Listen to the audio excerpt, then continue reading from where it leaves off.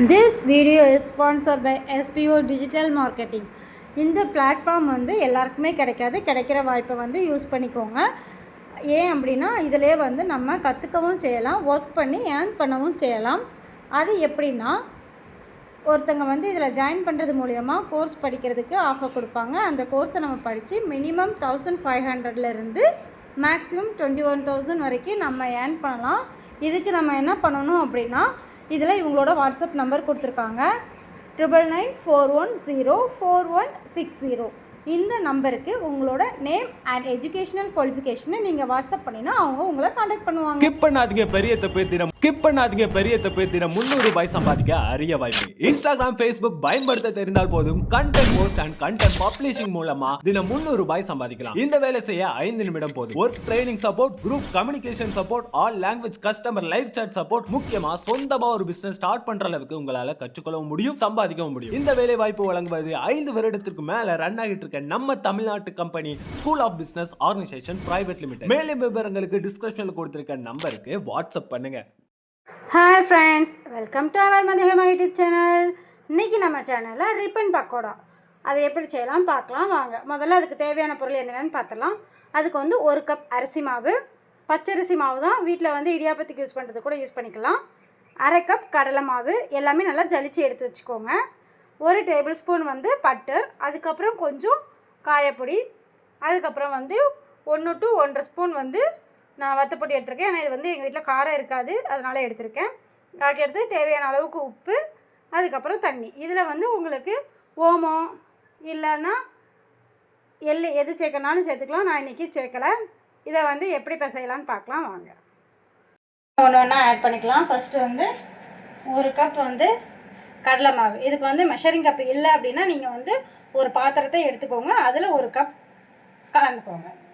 அதுக்கடுத்து அதே இதில் வந்து கடலை மாவு வந்து ஒரு 1/2 கப்பு வந்து நீங்கள் அளந்துக்கோங்க.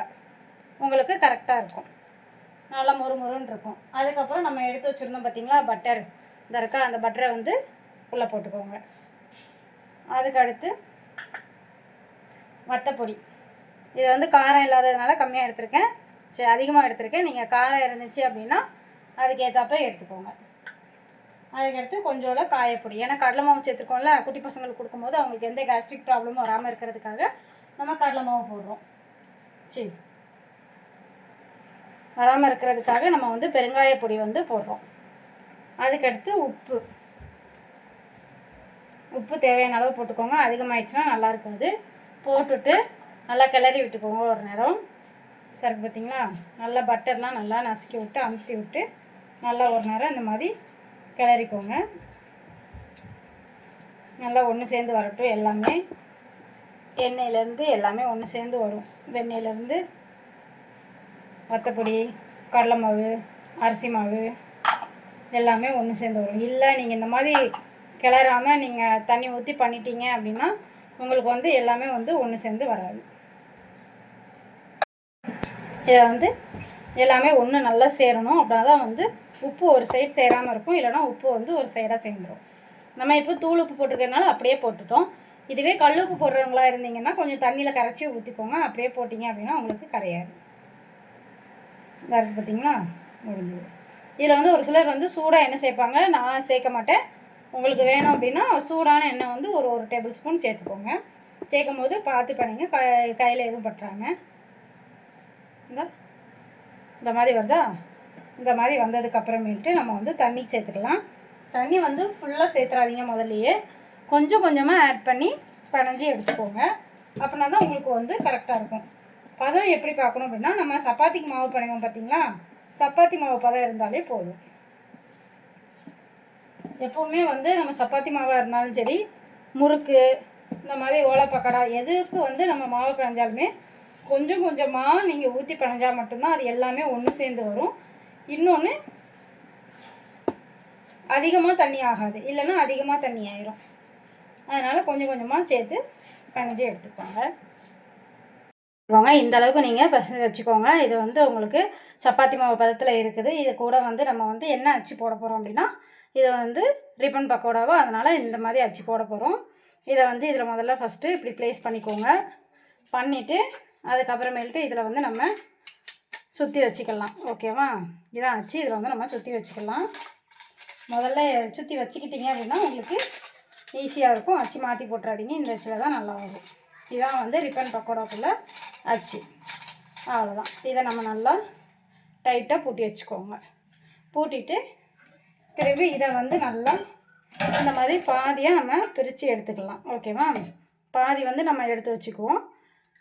அதை வந்து நல்லா இந்த மாதிரி திரட்டி வச்சுக்கோங்க. திரட்டிட்டு உள்ளே வந்து இன்சர்ட் பண்ணிக்கோங்க. அதுக்கப்புறம் பார்த்திங்களா பாதி போயிடுச்சா? அதுக்கப்புறம் இதை நல்லா இந்த மாதிரி திரட்டுங்க. திரட்டிட்டு உள்ளக்கா வச்சுக்கோங்க. இதை வந்து நீங்கள் நல்லாவே அமுக்கி உள்ளே வைக்கலாம். நல்லா அமுக்கி உள்ளே வச்சிங்க அப்படின்னா உள்ளே போயிடும். இதை வச்சுட்டு அதுக்கப்புறமேல்ட்டு நம்ம வந்து என்ன வெளியே வருதுன்னு பார்க்காதீங்க. இது வந்து அமுக்க நமக்கு உள்ளே போகும், இடம் கொடுக்க தான் செய்யும். நம்ம வந்து இப்போ பிணைஞ்ச மாவு வந்து ஒரு உலக்குக்கு கரெக்டாக இருக்குது. அதாவது ரிப்பன் பக்கோடாவுக்கு ஒரு அச்சுக்கு கரெக்டாக வரும். ஓகேவா? இதை நல்லா உள்ளே அமுக்கி விட்டுட்டு இதுக்கப்புறமேல்ட்டு இதை மேலே வச்சு பண்ணணும். எப்படின்னு செஞ்சுக்கலாம் பார்த்துக்கோங்க. இப்படி வச்சுட்டு இந்த மாதிரி சுற்றி விட்டு நீங்கள் மூடிக்கலாம்.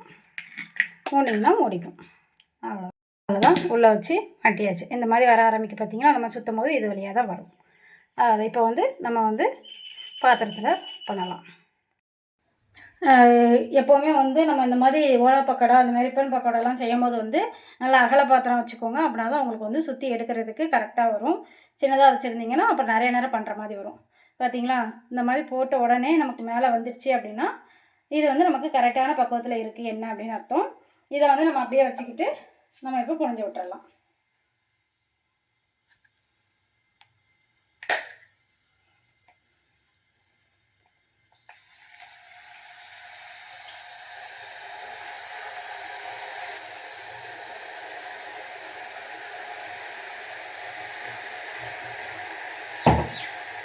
அவ்வளோதான்.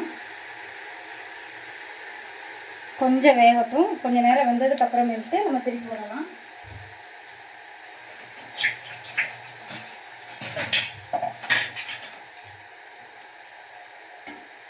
நல்லா வெந்துட்டு வச்சது. இப்போ வந்து நம்ம திருப்பி போட்டுக்கலாம்.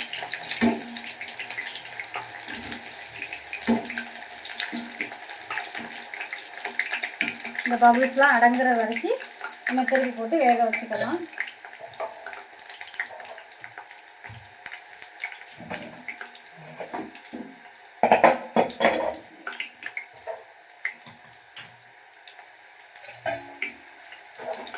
பார்த்தீங்களா? பபிள்ஸ் அடங்கிடுச்சா? இந்த இதில் வந்து நம்ம இதை எடுத்துக்கலாம்.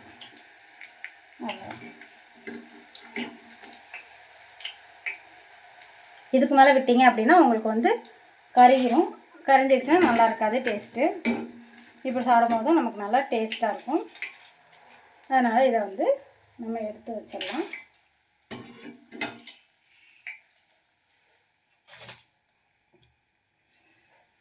அடுத்த பேட்ச் செய்வோம்.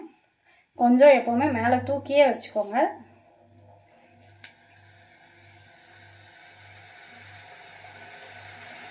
அதனால நம்ம கைக்கு வந்து சூடு வராமல் இருக்கும்.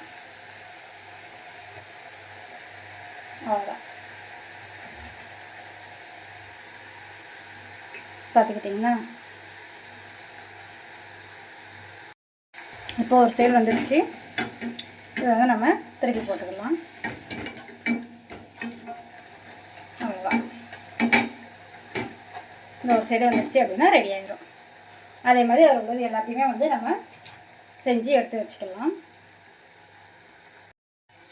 பார்த்திங்களா? இதில் வந்து பபிள்ஸ் எல்லாமே அடங்கிடுச்சா? நம்ம இதை வந்து எடுத்து வச்சுக்கலாம்.